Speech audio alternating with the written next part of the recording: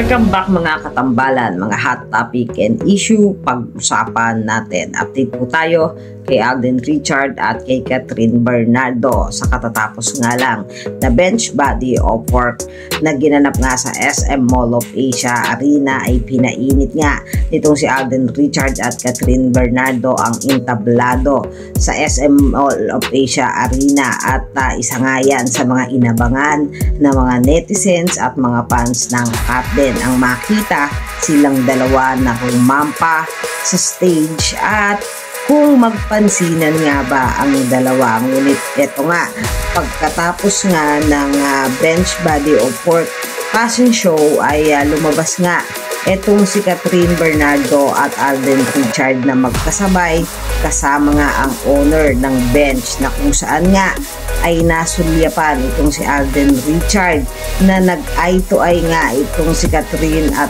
Alden bago lumapit nga sa stage at maglakad sa runway.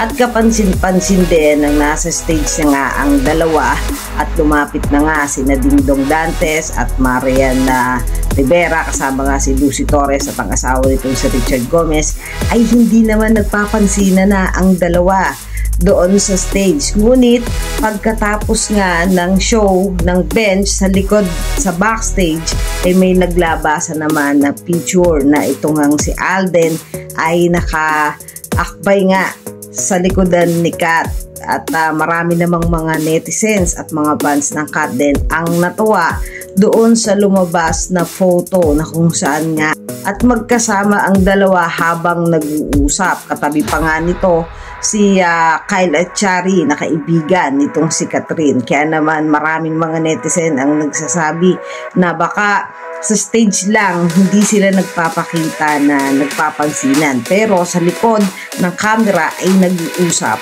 ang dalawa. Yan yung mga update natin kay Catherine at Alden ngayon. Kayo mga katambalan, ano ang masasabi nyo? Mag-comment lang sa comment section at pag-usapan natin. Yan ang mga hot topic and issue dito lamang sa Tambalang JK.